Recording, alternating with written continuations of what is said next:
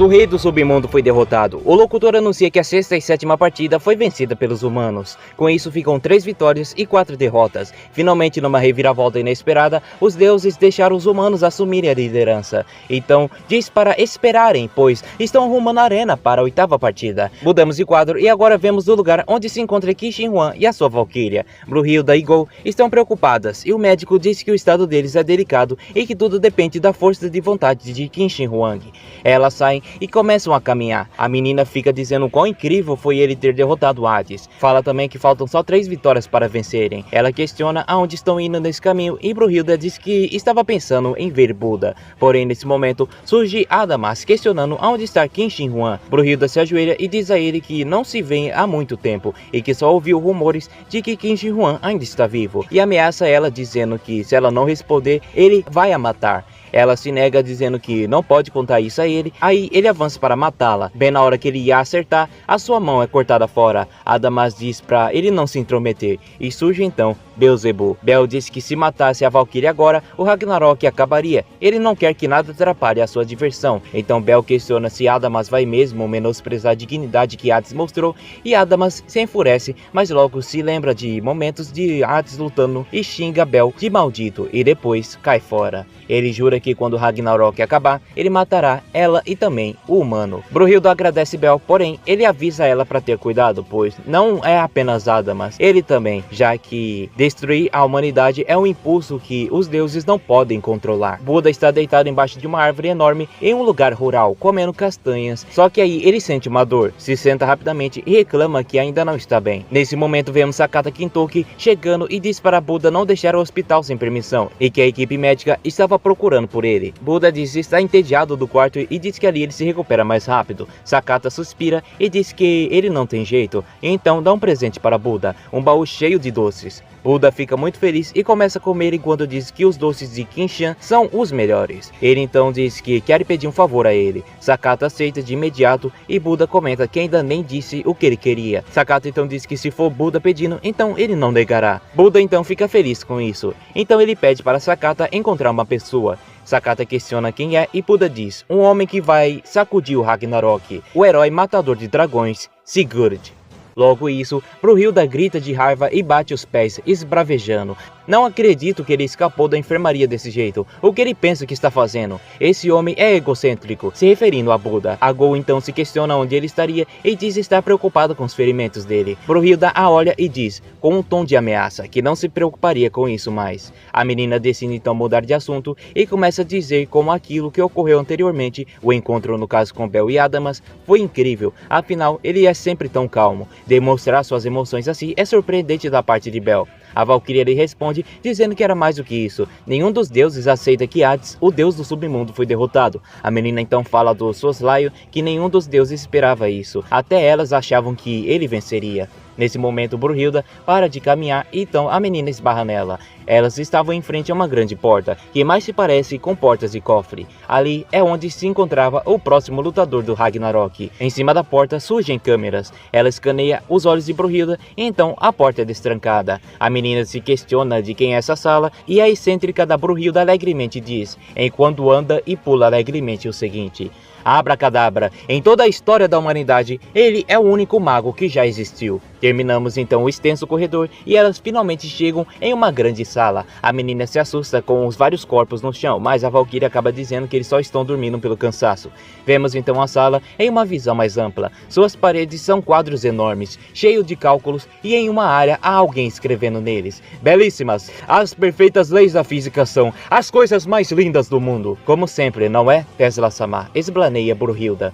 Com esse pequeno diálogo, temos a primeira aparição de Tesla, nosso próximo lutador em prol da humanidade. A menina se surpreende por ele ser Tesla, e temos aquele clichê de quadros descrevendo alguns feitos do personagem. O gerador elétrico, os equipamentos de rádio e a lâmpada. No caso da lâmpada aqui, eu sei que muitos de vocês vão falar, ele não inventou a lâmpada, mas ele só aperfeiçoou. Um gênio da ciência, que inventou uma tecnologia que ainda é usada até os dias de hoje. Ele foi chamado de o cientista louco do século, um personagem enigmático, assim que a humanidade reconheceu Tesla.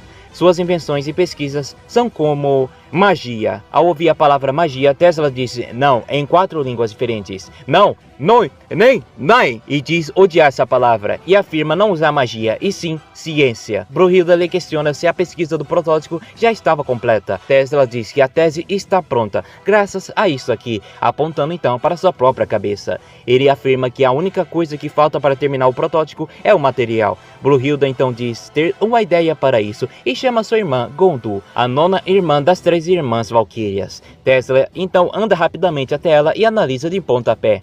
A menina afirma ser grosseiro, afinal ele está olhando de cabo a rabo para sua irmã. Com uma cara muito séria, Tesla pergunta se tem permissão de usar o corpo dela. Ela diz então que sim, ele tem a permissão. Ela pega a mão dele e fala o seguinte: se quiser usar o meu corpo, não irei me opor a você. Tesla diz que a intuição supera a base do conhecimento e diz que esperava por esse momento, tudo pela ciência. E ela responde, sim, tudo pela ciência. Sim, tudo pela ciência. Uma forte e enorme luz cobre todos, e a menina acaba sendo jogada para longe, pela força do vento do Volund. Enquanto isso, Brunhilda diz que Gondu, a donzela da guerra, o poder que vive em suas ruas é grande poder mágico. Nessa hora, aquela luz brilha mais intensamente, como uma bomba, e acaba criando muita fumaça. Nessa hora, somos apresentados a Galileu Galilei, Albert Einstein, Marie Curie, Isaac Newton, Alfred Nobel e Thomas Edison. Todos ficam muito surpresos, mas dizem que finalmente o trabalho foi finalizado. O que as pessoas chamam de Deus, eu chamo de leis da física. Então surge Tesla, usando uma armadura ridícula de horrível, e ele fala que é nesse momento que superamos os deuses. Mudamos de cena e agora estamos em uma sala cheia de livros e vemos Hermes tocando violino. Então Bel bate palmas e elogia que a canção é bela. Então ele pergunta se é um requiem para Hades. Hermes lhe responde que aquele foi o melhor que ele conseguiu fazer com essas mãos. Ele então questiona se poderia levar algumas coisas para seu quarto, porém Bel diz que tem um favor a pedir. Eu gostaria que falasse com Zeus-sama que eu irei lutar. Beelzebub, o senhor das moscas, é dito que ele é amaldiçoado pelo primeiro governante do inferno, o demônio Satanás. Vemos então uma memória passada, impérios flutuanos, e dentro deles está Beelzebub, andando em uma rua vazia. 2 demônios então estão observando pela janela e se perguntam se ele é realmente amaldiçoado, e dizem que quando ele está perto, sentem que algo ruim vai acontecer, que tudo ao seu redor se transforma em cinzas. Todos os deuses que se aproximam dele morrem. Quando mata alguém, ataca sempre no coração. Não fale com ele, nem mesmo faça contato visual, nunca se atreva a chegar perto dele. Desde o início, havia um rumor de que Beelzebub foi amaldiçoado por Satanás. Mudamos de cena e vemos Bel alimentando um unicórnio. É dito que nada chega perto dele e da mesma forma ele não se aproxima de ninguém. Até que 3 anjos, eles eram Azazel, Samael e Lúcifer, se aproximam. Lúcifer diz que ouviram que alguém muito interessante estava na cidade e que queria encontrar com ele. Então ele questiona se Bel está pensando em fazer algo e se ele não gostaria de acompanhá-los para ir jogar no Éden. Azazel diz que a maçã de lá é deliciosa e que Bel não parecia muito interessado. O Samael comenta que ele é o único que é comprado por comida. Ele então começa a falar sobre conhecimentos interessantes, porém Bel interrompe dizendo que deveriam ir embora. Samael se encolhe no chão, deprimido por ter sido mandado embora. Lúcifer pergunta por que deveriam ir, e ele responde que parece que ele está amaldiçoado por Satanás, então é bom que eles estejam longe. Lúcifer não se importa e se senta perto dele. Diz que Satanás provavelmente é só uma superstição, como uma história incrivelmente cruel. Ele diz para Bel que se eles, os fofoqueiros, não estivessem certo, então é só deixar ele dizer que está pouco se lixando, por mais que eu não entenda muito bem o que isso signifique. Azazel diz que nunca teve ou comeu um Satanás antes. Samael diz que é porque ele não é comida e chama ele de anta. Bel tenta mandá-los embora novamente, porém, todavia, entretanto, Lúcifer diz que não quer deixá-lo sozinho. Bel pergunta o que ele acha tão interessante nele e Lúcifer fala que só quer ser amigo dele. Bel retruca dizendo que ele nem o conhece e Lu diz que Bel também não o conhece. Em outras palavras, eles são muito bons em fazer amigos. Ainda que sejam só um trio idiota, são muito bons socializando. Ele pergunta se eles têm um parafuso solto. Lúcifer ri e diz que os olhos de Bel mudaram. Azazel diz que cortará e comerá o que quer que seja esse Satanás. Samael acha que ele não consegue fazer isso, mas gostou da animação dele. Azazel se exalta e grita perguntando sobre o porquê ele não conseguiria. Samael diz que mesmo tendo todas as vantagens, ele ainda perderia. Azazel então o agarra pelo colarinho e diz que só falou isso porque ele quer comer Satanás também. Samael então fala para ele mostrar tudo que ele é capaz, então Azazel acaba peidando. Ai ai ai. Eu não vou dizer nada, tá, gente? Todos fazem uma cara de sério e Bel acaba rindo. Até Lúcifer se alegra por Bel finalmente ter sorrido. Ele então se levanta e estende a mão. Vamos, Beelzebub, ele diz em um suspiro. Beelzebub então aceita sua mão. Trocamos de cena e agora estamos no pomar do Jardim do Éden. Lúcifer joga maçãs para Bel segurar e um velho aparece gritando, xingando e expulsando eles. Lúcifer puxa Bel e todos começam a fugir. Para Beelzebub, esses 3 anjos foram seus primeiros amigos. Brincar, nadar, comer e jogar junto faziam ele sorrir. Isso é muito bom e vai ser assim sempre, para sempre, todos juntos para sempre. Com todo mundo, eu sei que vai ficar tudo bem. Beelzebub pensava assim. Ele já não estava mais sozinho. Ele fecha os olhos e, ou era o que ele pensava, quando ele os abre, se encontra deitado sobre uma poça de sangue. Ele se levanta assustado e chama por seus amigos, dizendo para eles acordarem. Quando ele olha para o lado, todos estão mortos. Cada um deles estão com um buraco no peito. Ele grita e se relembra sobre o que fizeram antes. Todos os deuses que chegam perto dele morrem. Quando ele ataca alguém, ataca direto no coração. E parecia como se Satanás devorasse em seus corações. Enfurecido, Bel culpa Satanás pelo ocorrido, e esta foi a primeira vez que Beelzebub teve um propósito na vida. Seu propósito era se vingar de Satanás. Depois disso, Bel se dedicou a investigar Satanás. Beelzebub voltou a ser aquele deus mais solitário. Então um dia, alguém aparece. Ela vagueia pela biblioteca, falando sobre 3 anjos que foram atacados e que somente um deus sobreviveu. Ela diz que para algumas pessoas é muito óbvio o que aconteceu. O culpado tinha sido Deus amaldiçoado por Satanás. Então, ela se aproxima e pergunta para Bel, que estava sentado em uma mesa repleta de livros, se foi ele, e ele a ignora. Então ela diz que todos lhe contaram rapidamente onde ele estava e rumores sobre ele. Ela coloca a mão em seu queixo, levanta seu rosto e se apresenta como Lilith. Ela oferece ajuda e ele diz para ela ficar longe dele. Ele a deu as costas e saiu dali. Então ela diz que Satanás matou seu amigo de infância, Lúcifer. Ela fala que seguiu os últimos passos de Lúcifer e queria saber se a maldição era real. Bel se surpreende e ela diz que juntos eles podem descobrir a verdade sobre a maldição. Mesmo que ele não queira, ela ainda vai ajudar. Bel então sorri com tristeza e diz que essa insistência é igual de Lúcifer. Vemos os dois estudando por um tempo e finalmente Lilith encontra algo e eles saem à procura disso. Satanás é alguém que todos temem. Satanás é alguém que todos odeiam. Todos sabem quem ele é, mas ninguém jamais ouviu. Beelzebub estava em uma mesa se remoendo por não encontrar nada sobre Satanás. Então, ao fechar os olhos, ele vê. Atrás dele se encontra Satanás. Em sua mão estão os 3 anjos. Bel grita para ele deixar seus amigos, porém Satã o esmaga e diz que tudo que ele ama irá morrer. Aí temos esse painel maravilhoso aqui. Beelzebub acorda assustado em sua cama e Lilith aparece na porta de seu quarto. Ela se senta na cama e o abraça. E então ele começa a se perguntar por que Lúcifer tinha que ser amigo dele, porque teve de o conhecer. Lilith o vê chorando e diz que ela não poderia deixar Bel sozinho. Lúcifer era como um sol, quente e brilhante para todos ao seu redor, mas até ele era solitário.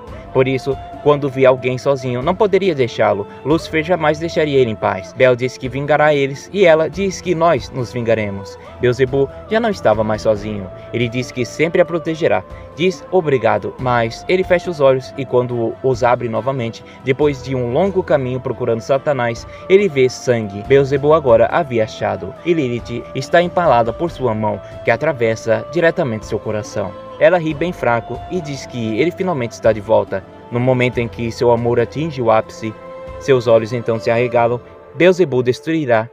Vemos o que ocorreu no Éden. Ele primeiro empalou Samael, o que ele ama, depois Azazel e por fim Lúcifer, que quando viu Beelzebub vindo, abriu seus braços. E nesse momento que Satanás ganha vida. Voltamos ao quarto e Bel entende, sou eu. Satanás sempre tinha sido eu. Satanás estava dentro dele o tempo todo. Ele retira seu braço e ela cai no chão. Ele se desespera e tenta ajudá-la. Pede perdão a Lilith e segura sua mão. Diz que os momentos que passou com ela o fizeram feliz, muito feliz. A viagem em busca de vingança termina aqui. Tem certeza que Lúcifer concordaria com isso e seria o certo para ele. Ele chora dizendo que não pode se perdoar. Ela coloca sua mão no rosto dele e diz: Beelzebub, eu te amo. É por isso que ela lhe dará algo, pede perdão e diz que esse será seu último desejo. Quero que você viva. E então sua mão cai. Ela agora estava morta.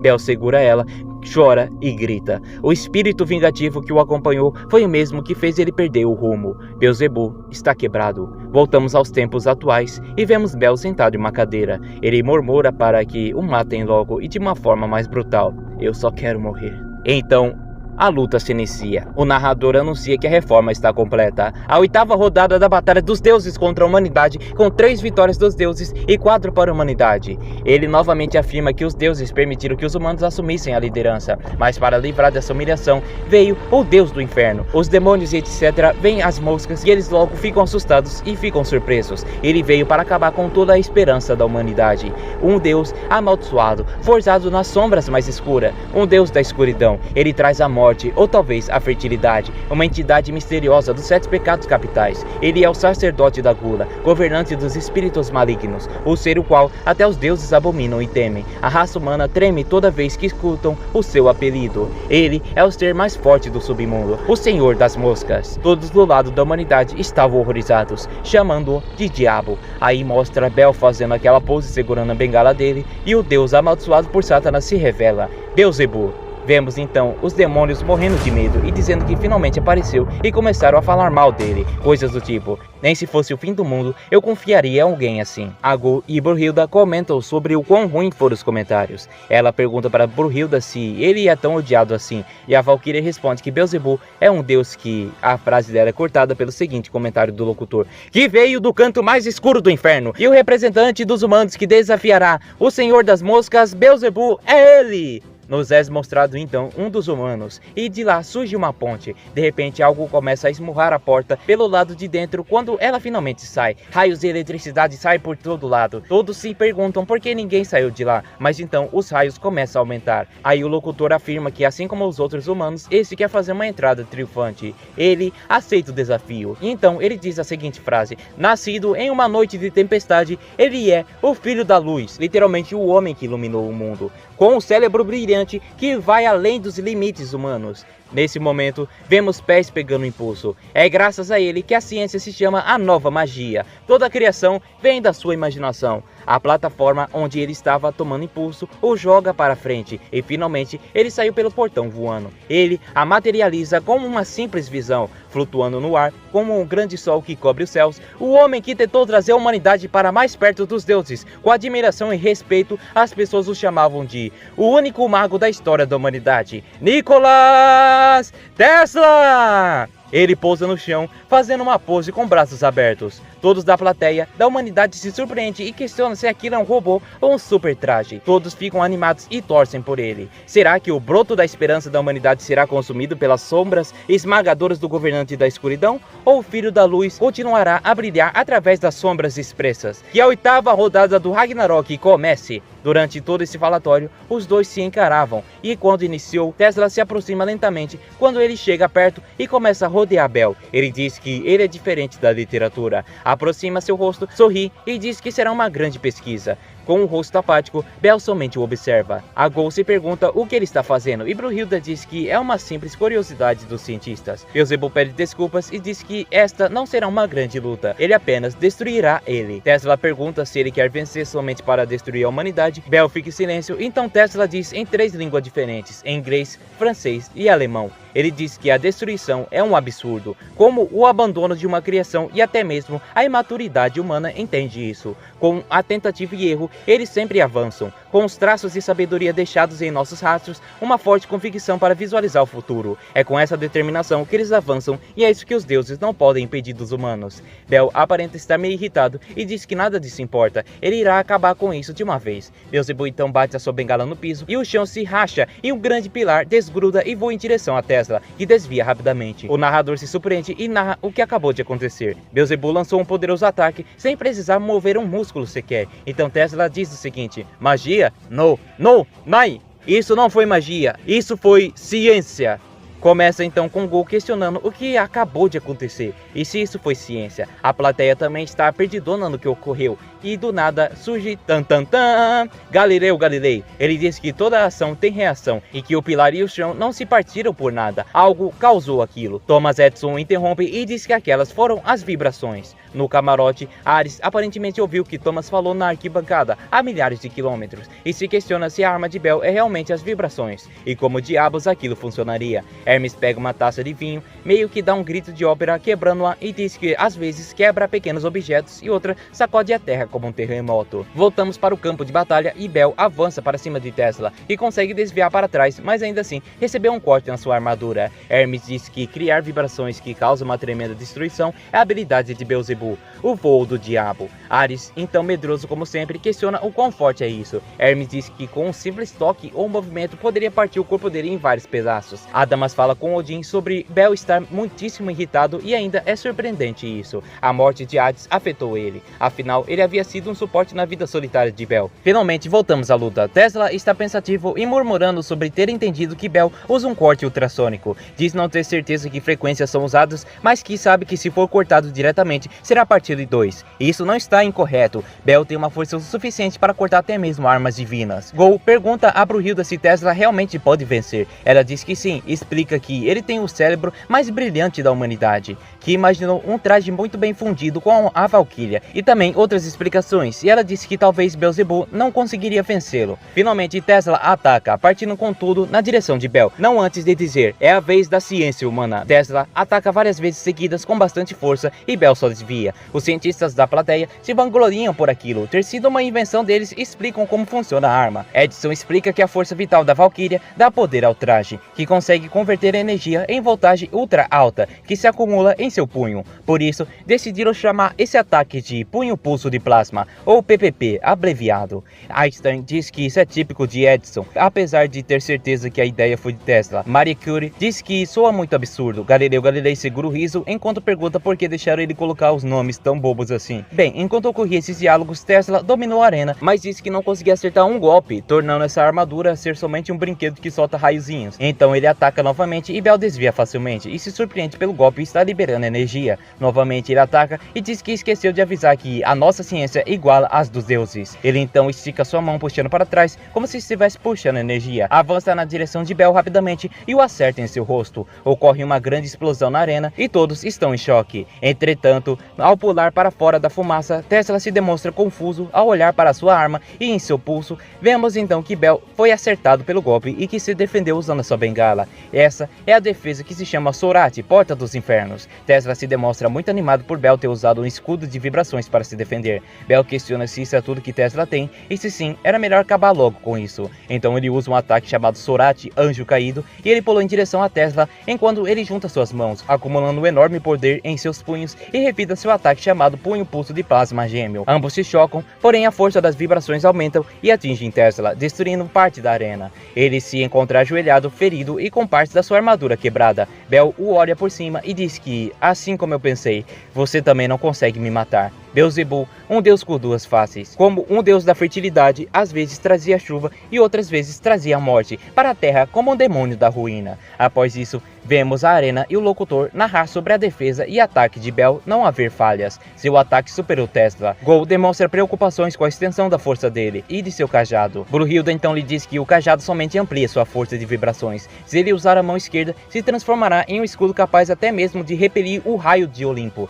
no caso, a arma divina de Zeus, e até mesmo tancar facilmente o ataque do martelo de Thor. Se usar a mão direita, se tornará uma espada afiada capaz de cortar facilmente a armadura de um deus. Esta é a capacidade do cajado de Apophis. Naturalmente, as habilidades de Bell são responsáveis por tais feitos. Entretanto, seu cajado consegue maximizá-la ainda mais. Beelzebub é um deus com uma lança e um escudo mais fortes. Na arena, vemos Tesla ainda ajoelhado, que se demonstra muito animado com a explicação. Ele pergunta para Bell como ele funcionava e se poderia pegá-lo emprestado para que ele pudesse pesquisar sobre. Bell estende o seu cajado na direção dele e diz que não vai continuar isso, pois ele não pode matá-lo. Tesla nega e diz que por mais que o presente seja seu, o futuro é nosso, e que a humanidade está um passo à frente do presente e 2 do futuro. Então ele se desculpa pela demora e diz estar pronto, e que agora ele vai mostrar algo muito legal para ele. Ele diz isso enquanto endireita-se, ergue os braços para o céu e olha para cima. Ao reparar esses movimentos, Bell olha para cima e percebe que o céu está repleto de faixas elétricas. Tesla junta seus braços em X e ao separá-las em um enorme símbolo elétrico do infinito, surge e cria uma grade que limita a arena.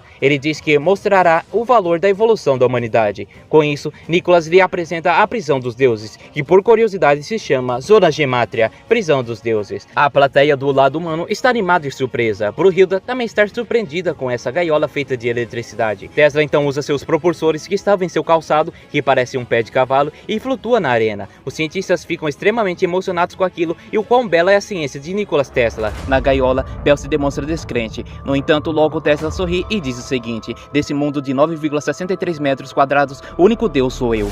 Todos estão extremamente surpresos, e as crianças da plateia estão extremamente interessadas e curiosas sobre o que é aquilo, se foi algum truque de mágica ou algo do tipo. Edison responde o seguinte: No, Night, não é magia e nem um truque barato, isso foi ciência. Em 1943, após a morte de Tesla, várias de suas pesquisas não publicadas foram roubadas, e os maiores suspeitos eram o FBI e a KGB. Os Estados Unidos e a União Soviética estavam atrás de algo específico. Acreditavam que Tesla havia criado uma arma inovadora, o sonho eterno da humanidade, manipulação gravitacional, a bel prazer, ou seja, um sistema antigravidade. Brunhilda explica a Gol que isso não era possível naquela época, pela falta de materiais, mas esse sistema sempre esteve completo na mente de Tesla. Com a ajuda da sua Valkyria, ele finalmente tem o material perfeito para isso. A cada descarga elétrica, ele libera partículas interessantes chamadas de partícula Tesla. Quando essas partículas carregam completamente a bobina, o sistema de antigravidade é ativado. Gol pergunta o que essas moléculas Tesla fazem. Brunhilda diz não saber, pois Tesla é o único que sabe que aquilo faz. Afinal, o único mago da história da humanidade é esse, Nikola Tesla. Bell diz que aquilo era acolhedor e que gostou. Tesla lhe dá as boas-vindas pulando rapidamente na direção dele e dá um soco na barriga, que foi defendido com o cajado. O impacto da colisão de ambos destruiu parte da arena e fez os dois recuarem para trás. O Ares fica pasmo com a velocidade de Tesla e pergunta como ele conseguiu isso. Hermes diz que a velocidade somente mudou.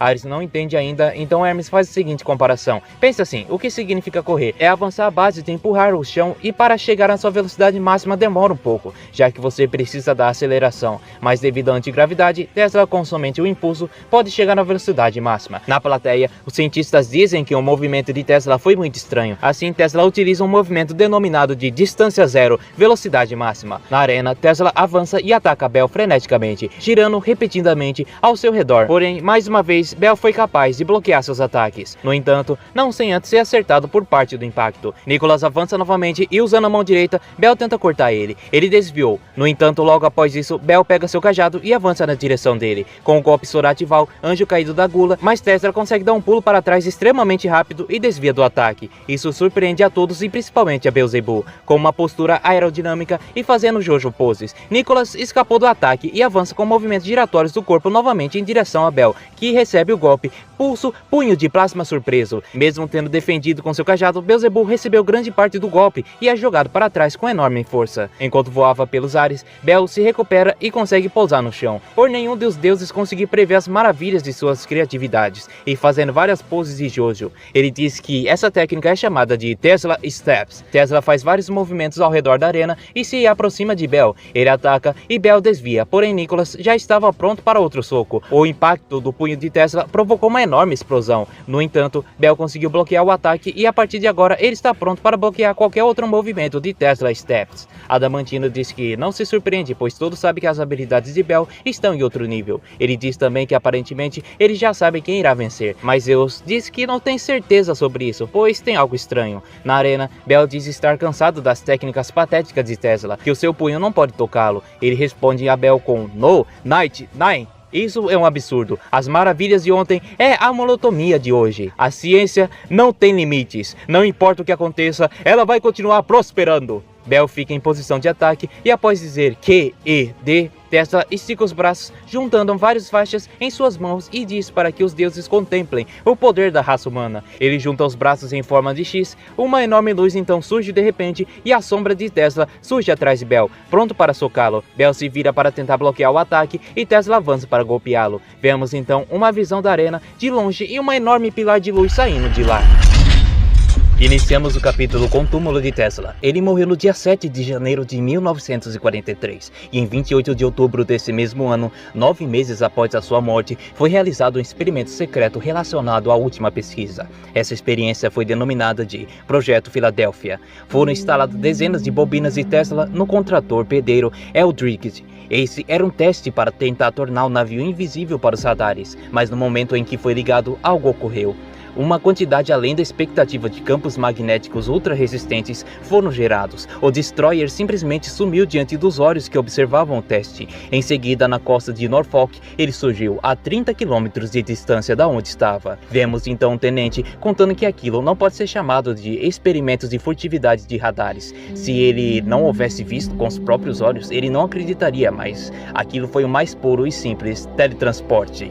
O projeto Philadelphia, teste de teletransporte, funcionou, porém Eldridge se tornou um massacre. 13 dos soldados e cientistas a bordo estavam desaparecidos ou mortos e 6 haviam enlouquecido. Então o alto escalão da marinha decidiu colocar esse assunto para baixo do tapete. Podemos dizer que a última invenção de Nikola Tesla não foi um fracasso. Muito pelo contrário, ele conseguiu alcançar algo que ninguém havia conseguido antes, o teletransporte. Durante o último trecho, estamos de volta, observando a luta entre ambos e vemos em primeira mão o uso desta invenção. Tesla se teletransporta para trás de Bell, tenta socá-lo e ele consegue se defender, mas ainda recebeu grande parte do dano e é empurrado para trás pela força da colisão entre eles. A plateia então fica surpreendida pelo poder de Tesla e por ter desaparecido por um momento, e depois acerta um ponto cego em Bell. Nesse momento vemos Bell se levantando após sua camisa ter sido totalmente destroçada. Há uma tatuagem em seu coração, são vinhas e rosas. Bem, temos um breve momento de auto-explicação de Okita Soji, se questionando o que aconteceu, pois ele não conseguiu ver os movimentos de Tesla, e Sasaki diz que ele definitivamente desapareceu. Vemos também Ares questionando para Hermes o ocorrido, e ele afirma também não ter entendido muito bem, mas acha que Bell já compreendeu. Finalmente voltamos para a arena, e Tesla disse que chamará isso de Tesla Warp. Ele ri, afirmando o quão legal é o nome. Bell fica quieto só olhando, e os outros cientistas ficam com vergonha por ele. Bell levanta 3 dedos e afirma que essa técnica possui 3 restrições. A primeira, precisa-se de tempo para ativar. Se ele tivesse usado ela novamente, logo após o último, ele poderia facilmente vencer Bell, podendo até mesmo matar. Ele diz ter deduzido isso, pois agora Tesla está mantendo distância. 2. Há poucos lugares para onde ele pode se mover antes de realizar o ataque. Os movimentos anteriores extravagantes que pareciam ser sem sentido, na realidade possuem o objetivo de guiar Bell até o lugar apropriado. 3. Há uma quantidade limitada de vezes em que pode-se usar essa habilidade. No exato momento em que Bell diz a terceira restrição, a bombina da armadura da mão esquerda ou direita, depende do lado que você olha, de Tesla se quebra. Pro Hilda e Gol, Jack, Sasaki e suas respectivas valquírias demonstram surpresa. Tesla sorri e bate palmas para Bell. Ele explica que o Tesla Warp só funciona dentro da zona Gematria, e nos pontos em que vai se mover necessita de maior concentração de partículas. Bell diz que esse foi um dos motivos dele ter dado daqueles socos estranhos. Onde ele estava usando seus socos, atraía e coletava as partículas. Tesla confirma e diz que assim ele pode definir onde deve ir e sincronizar as partículas na super bombina de Tesla, que se encontra na armadura da mão dele, e assim ele voa. E ele também disse que o lado ruim é que demora 63 segundos para sincronizar e a cada warp consome uma de suas bombinas. Vendo isso, ele realmente possui uma quantidade limitada de vezes que ele pode usar, então agora restam só 2 chances. Um dos cientistas questiona por que ele está revelando suas fraquezas. Após ouvir isso, Gol questiona o que acontecerá se ele usar mais do que isso.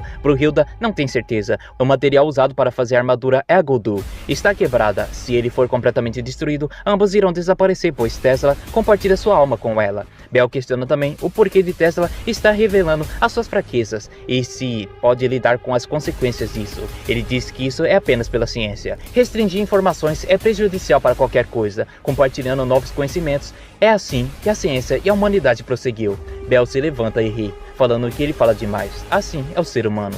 Ele acaba vomitando sangue e Ares diz que seus ferimentos foram bem profundos e mais do que pareciam. Em pensamentos, Bell diz que faz tempo desde que não sente tal dor. É aquele clichêzinho de sempre, tá? Eu até achei engraçado essa parte, mas tá cheio de clichê aqui, eu até que gosto. Inicia então um flashback. Pois é, hora do flashback. Estamos no submundo, o castelo de Hades. Bell, bastante ferido, caminha pelos corredores até chegar na sala principal, onde Hades se encontra sentado no trono, lendo um livro. Ele pergunta se ele está perdido, mas logo em seguida diz não crer ser esse o caso. Ele então pergunta o que o Senhor das Moscas deseja. Bell se aproxima cambaleantemente e diz que tem um pedido. Seu pedido é para que Hades lute contra ele. Hades disse ouvir um rumor sobre alguém que desceu dos céus e começou a caçar briga com demônios e monstros do submundo. Ele diz que no estado em que Bell se encontra, acha que ele não estará à altura do desafio e pergunta se ele por acaso quer morrer. Bell confirma e pede para Hades o matar. De início, Hades permanece calado. Depois, ele sorri e o chama de idiota. Se levanta de seu trono, pega seu bidente e diz o seguinte: meu nome é Hades, o rei do submundo,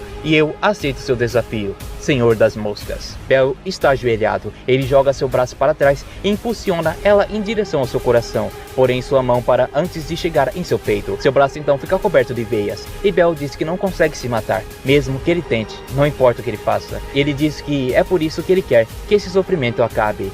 Diz que ela lhe deixou essa maldição. Hades chama ele de idiota novamente. Ele diz que não sabe o que ocorreu entre Bell e Lilith, mas essa tatuagem em seu peito não é uma maldição, e sim uma oração.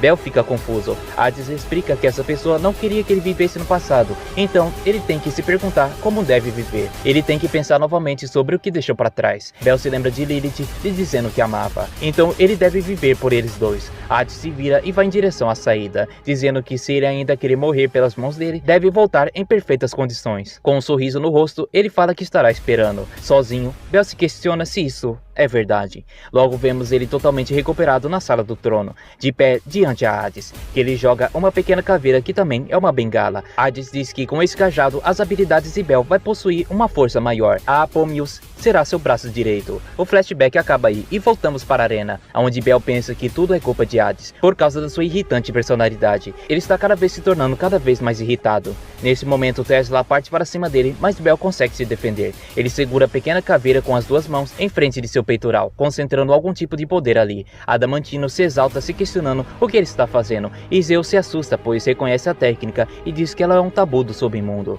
Na arena, Tesla pede para Bell lhe mostrar o que mais ele pode fazer. Ele dá um soco em Bell que o empurra para longe, mas ele permanece na mesma posição. A caveira começa a se iluminar mais e mais, fortemente, e o chão ao seu redor começa a ficar destrutivo. É dito que quando o deus da fertilidade Baal se encontra com Zebul, o demônio da ruína, nascido no vazio, destinado a engolir a terra prometida, o pecado original do submundo, número 0, o deus do vazio surge. Começamos então de onde o último capítulo acabou. Vemos a arena ao longe e fortes raios estão saindo de lá para toda parte, e então ela explode. O locutor sai voando com a força daquele vento e a plateia e os deuses também recebem uma bufada de vento. Nostradamus fica empolgado e abriu-se um buraco na arena. Tesla está totalmente ferido e exausto. Aparentemente, o poder de Bell meio que atingiu em cheio Tesla e explodiu ele. A armadura usada está bastante danificada, então Gondu fica bastante preocupada com a sua irmã.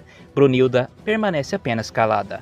Adamantino pergunta para Zeus que técnica é aquela. Ele diz que já havia ouvido falar dela. A mão direita para o ataque e a esquerda para a defesa. Juntando elas, criaria uma ondulação de vibrações que causaria uma explosão. Zeus também diz que ele já usou uma vez no submundo. Foi tão forte que ele foi considerado um tipo de tabu. Adamantino pergunta o porquê Bell está tão ferido também desse processo. E Zeus diz que a técnica é tão forte que é impossível o usuário sair sem danos após usá-la. Especificamente, ele falou que o corpo também é destruído por causa do próprio poder. Por isso, ele não conseguiu finalizar de vez Tesla.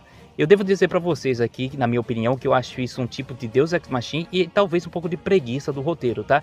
Foi algo que aconteceu com Adão, foi algo que aconteceu também com Raiden e foi algo que aconteceu também com o nosso Hércules. No caso, esse limite de você levar dano por usar o próprio poder. Eu acho um pouco desnecessário você basicamente usar esse poder quando não há necessidade, apenas você manter a luta. Porque assim, pra mim, Bell não precisava usar esse poder agora, tava lidando muito bem contra o Tesla.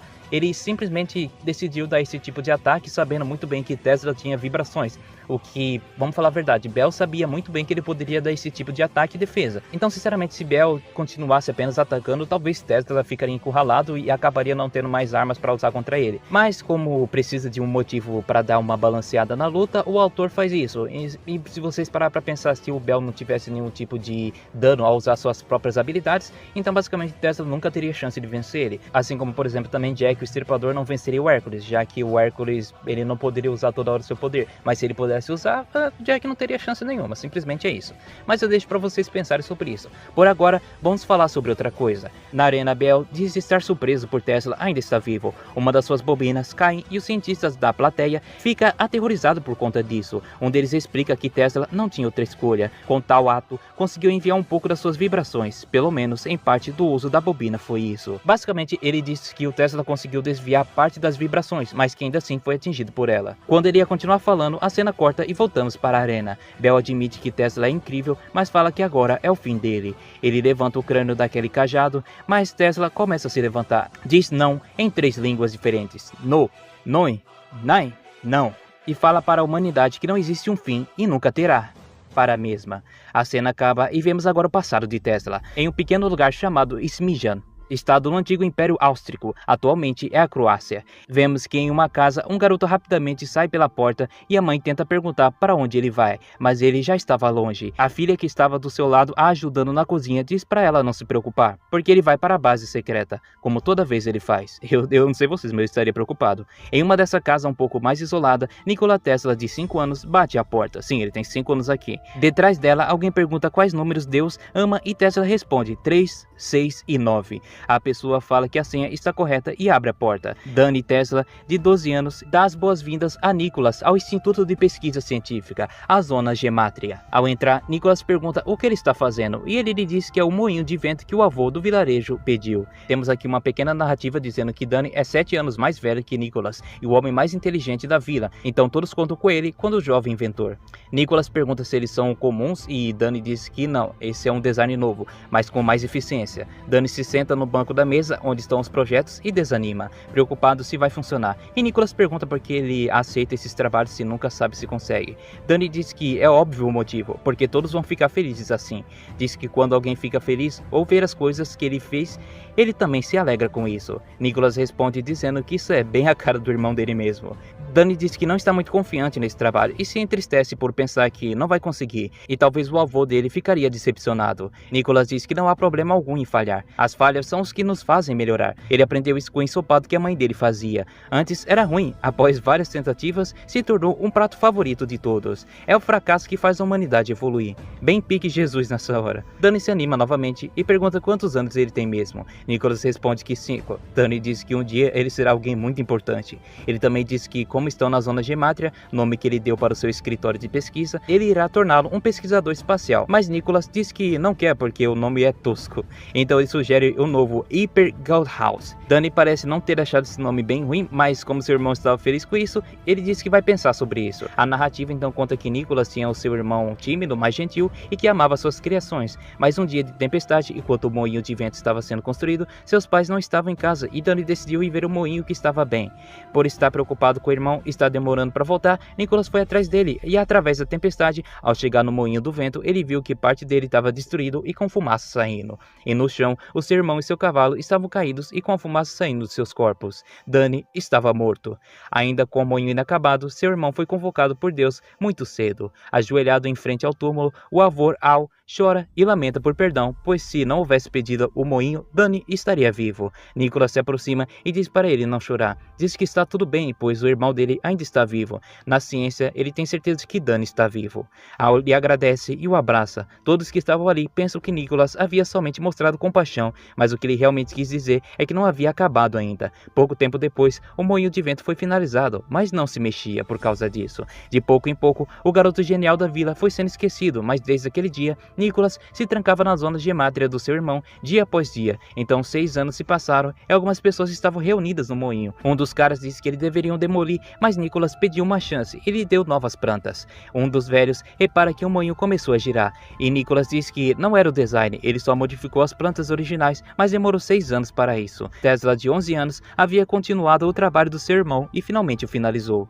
Ele diz que seu irmão está vivo, não nele, mas em todos ali. Enquanto continuar a herdar e transmitir a ciência, ele viverá. Desde então, Nicholas viveu sua vida assim, até mesmo no paraíso ele continuou as suas pesquisas. Voltamos então para a arena, onde vemos ambos que estão se encarando. Os cientistas na plateia estão emocionados e concentrados nele. Danny, que estava na plateia, também grita por ele. Tesla diz que ele se preocupa demais, mas está tudo bem por enquanto, pois enquanto continuarmos a herdar e desenvolver a ciência, a humanidade nunca aparecerá. O capítulo termina com Tesla se erguendo e se posicionando para continuar a lutar, e com a frase ciência, humanidade, para nós se conectar com o futuro. A humanidade é uma só.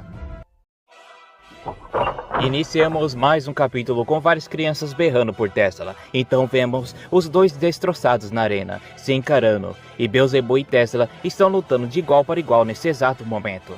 Talvez Beelzebub não esperava o poder destrutivo de Nikola, e em breve, tudo pode se resumir a uma luta por resistência. Tesla vai para cima de Bel, reativando Zona Gemátria. Ele se move rapidamente usando seu Tesla Steps e ataca Bel, que esquiva de todos os ataques. Como visto antes, Beelzebub é um bom observador, e seus instintos fizeram com que ele mantivesse um desempenho muito melhor nessa próxima investida de Tesla. Observando aquilo, Adamas se enfurece e questiona o porquê de Bel não usar novamente o golpe do caos. Zeus diz que é porque não há mais força no corpo de Bel para aguentar outro daquele ataque definitivo. Se Bel usasse seu ataque novamente, ele seria completamente destruído.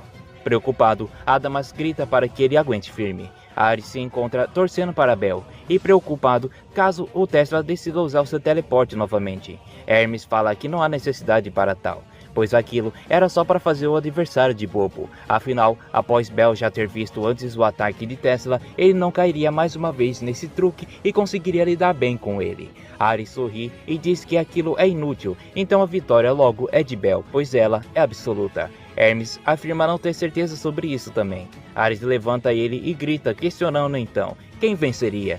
Uma observação aqui, Ares é o deus da guerra, então ele ser meio leigo nas análises de luta é um pouco contra o que ele representa. Tudo bem que ele tem expertise em artes de guerra, mas basicamente parece que Ares nunca lutou antes na vida dele toda, em um campo de batalha ou pelo menos liderou um exército por inteiro. Parece que simplesmente ele não tem experiência nenhuma no que faz. Simplesmente por não perceber nada de seus adversários, parece até mesmo que ele tem uma análise horrível. Mas bem, voltando para a arena novamente, Tesla está atacando com tudo.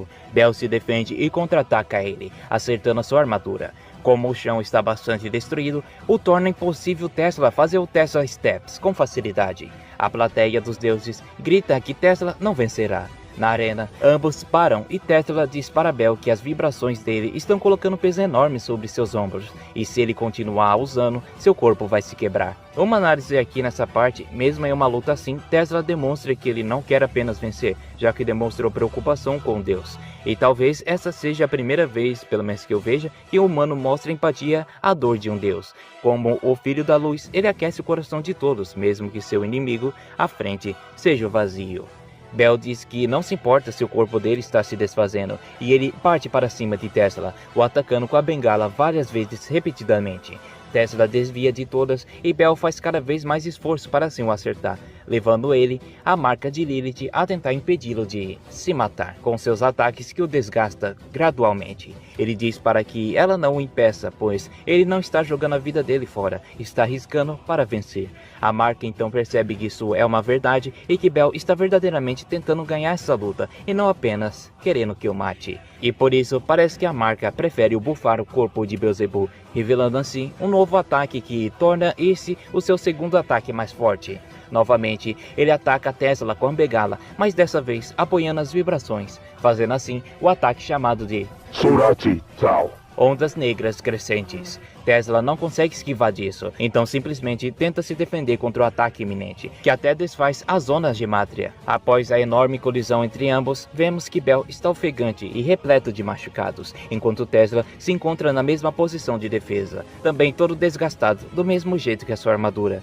Ao verem isso, todos acham que Tesla perdeu essa batalha. Não havia mais esperança de vitória quando a maioria acreditava na derrota. Porém Tesla, o cientista que foi o único chamado de mago na história da humanidade, ergue a sua cabeça e grita, a plenos pulmões, que aquilo havia sido incrível, ele nunca imaginou usar as vibrações dessa forma. Diz que agora tem a solução e que sabe como aperfeiçoar a sua armadura. Ele é alguém que só olha para o futuro. A sua cabeça sempre vai se erguer para cima. A plateia então sorri junto com ele, dizendo que ele ainda não desistiu. Os cientistas riem bastante, falando de como ele nunca muda. Um dos cientistas, Thomas Edison, se levanta e esbranja que a palavra desistir é a mais inadequada para o homem em toda a história da humanidade. Nikola está na arena, com os braços levantados e em forma de V.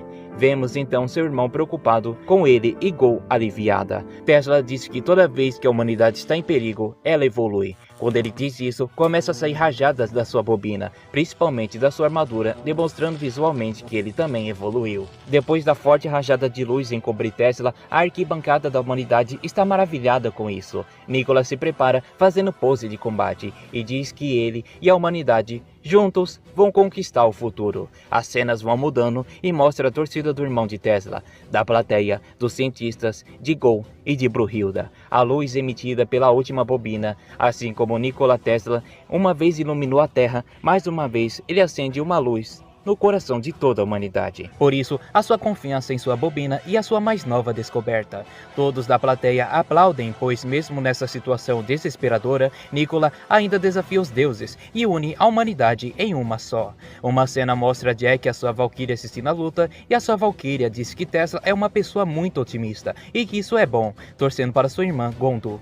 Mas Jack diz que o que impede essa vitória é aquele escudo, e se Tesla não der um jeito de prever isso, ele estará sem soluções. Voltamos ao campo e o narrador diz que mesmo coberto de ferimentos, Tesla está disposto a usar todo o seu poder para atingir Beelzebub. A plateia humana grita por Tesla e a dos deuses finalmente começam a torcer por Beelzebub. Tesla inicia os ataques, mas é bloqueado, e em sequência continua, para no fim usar seu punho pulso de plasma infinito, uma nova técnica. Ele é tão rápido que os lutadores ficam completamente impressionados. O Kita mesmo não consegue nem ver quando ele ataca e quando ele para de atacar. Entretanto, Sasaki deve notar os ataques e também as pausas entre si, se for de acordo com a sua luta contra Poseidon. Sua surpresa deve ser devido à velocidade que Tesla alcançou tão exponencialmente. Foi tão intenso que Beelzebub começou a focar toda a sua atenção na sua defesa, e os cientistas perceberam o que Tesla estava fazendo. Era apostando. Não necessariamente ele tinha uma solução direta com esse ataque, mas ele estava se arriscando com isso.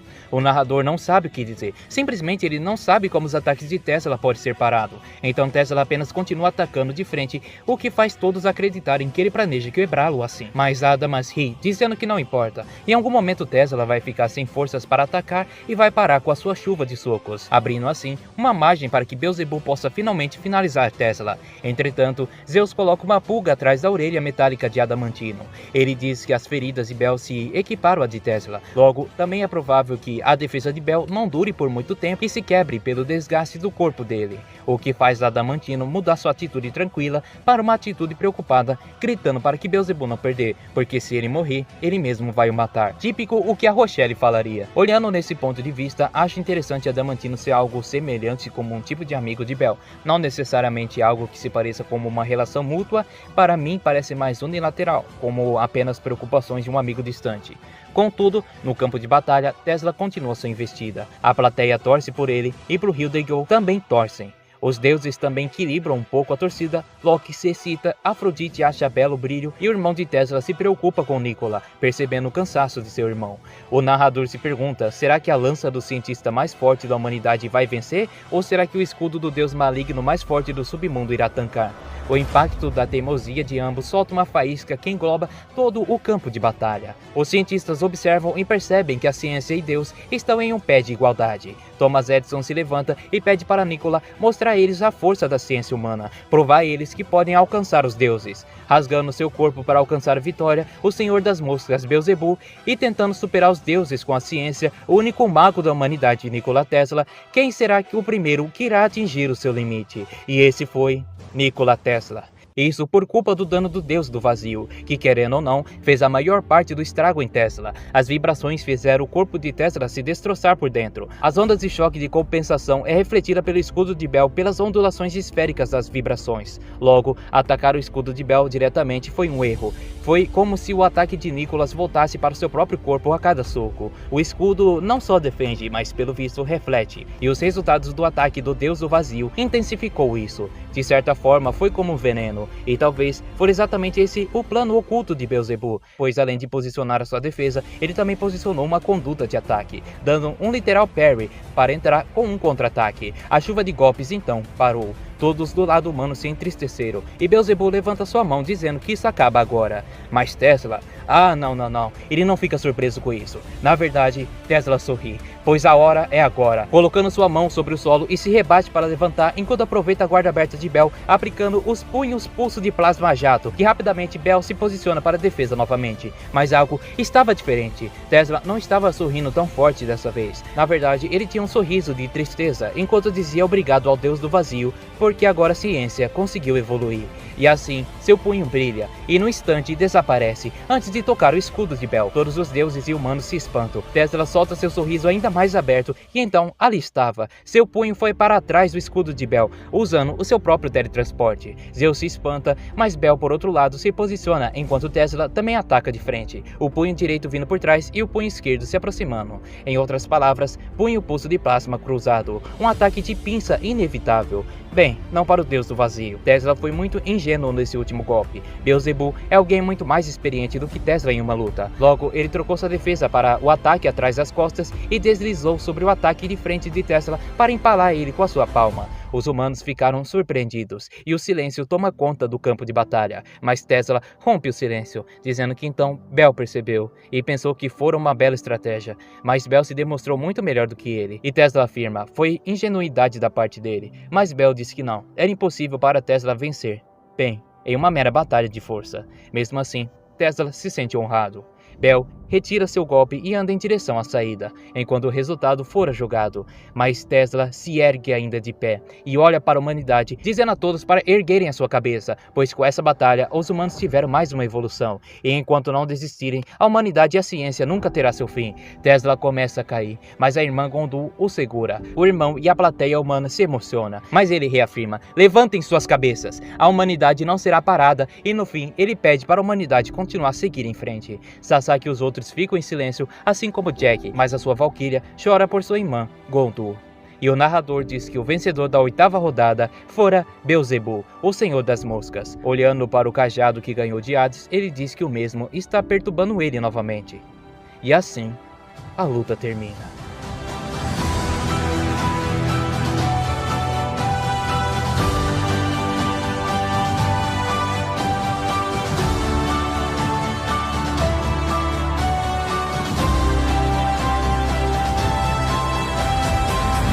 Bom pessoal, as minhas opiniões aqui antes da gente finalizar completamente. Querendo ou não, eu gostei dessa batalha, mas é triste afirmar que Tesla foi muito burro, cara. Eu achei um desperdício de personagem que esse ator fez. Simplesmente Tesla pensou que o quê? Ia vencer de um deus que batalhava milhares de anos? Tesla é um cientista, não é um guerreiro experiente que nem o Beelzebub. Então era óbvio que isso iria acontecer, mas a gente já sabia há muito tempo, mas o autor foi construindo uma esperancinha aqui e ali, e eu fico triste porque Tesla não usou nenhum tipo de arma secreta, nem Beelzebub apareceu Satã, mas nesse caso de Beelzebub não aparecer Satã, era até que meio que esperado, eu já esperava que isso realmente não fosse acontecer.